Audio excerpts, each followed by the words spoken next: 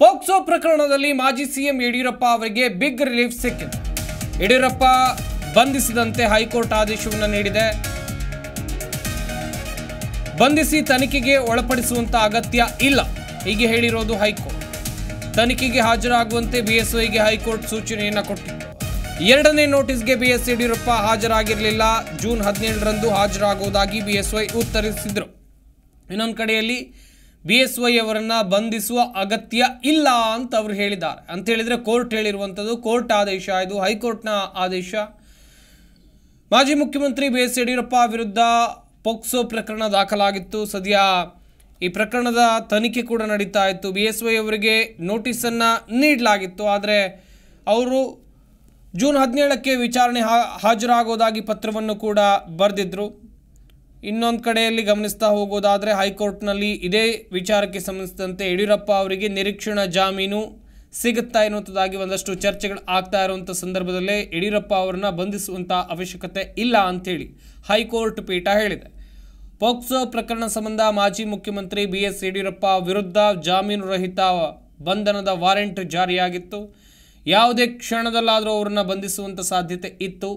ಆದರೆ ಅವರು 17ನೇ ತಾರೀಕಿಗೆ ನಾನು ಬಂದು ವಿಚಾರಣೆಗೆ ಹಾಜರಾಗ್ತೀನಿ ಅಂತ ಹೇಳಿದರು. ಸದ್ಯ ನಿರೀಕ್ಷಣಾ ಜಾಮೀನಿಗೂ ಕೂಡ ಅವರು ಅರ್ಜಿಯನ್ನು ಸಲ್ಲಿಸಿದರು. ಇವತ್ತು ಹೈಕೋರ್ಟ್ ಪೀಠದಲ್ಲಿ ನಿರೀಕ್ಷಣಾ ಜಾಮೀನಿನ ಅರ್ಜಿ ವಿಚಾರಣೆ ಆಗಿದೆ. ಸದ್ಯ ಗಮನಿಸ್ತಾ ಹೋಗೋದಾದರೆ ಯಡಿಯೂರಪ್ಪ ಅವರಿಗೆ ಬಿಗ್ ರಿಲೀಫ್ ಸಿಕ್ಕಿದೆ.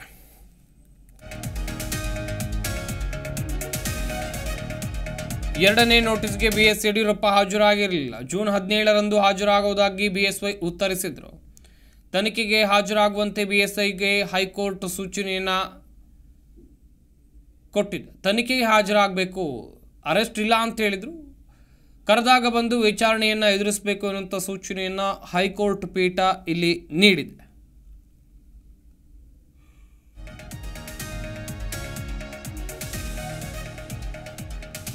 ಪೋಕ್ಸೋ ಪ್ರಕರಣದಲ್ಲಿ ಬಿಎಸ್ವೈಗೆ ಬಿಗ್ ರಿಲೀಫ್. ಯಡಿಯೂರಪ್ಪ ಬಂಧಿಸದಂತೆ ಹೈಕೋರ್ಟ್ ಆದೇಶವನ್ನು ಕೊಟ್ಟಿದೆ.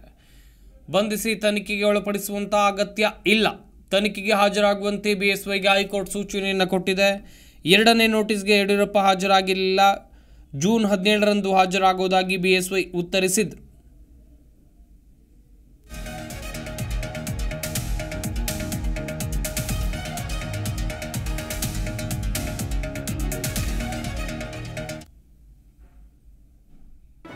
ಜಿ ಕನ್ನಡ ನ್ಯೂಸ್ ಈಗ ನಿಮ್ಮ ಮನೆಯಲ್ಲೇ ನೋಡಿ.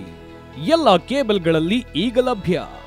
ಸನ್ Direct 292, Jio TV 1334, U digital 162, city cable 51, GTPL 17, Abhishek cables 821, rock line telecommunication 51, Shri Basaveshwara number 60, Vinayaka digital number 53, in digital number 896ರಲ್ಲಿ.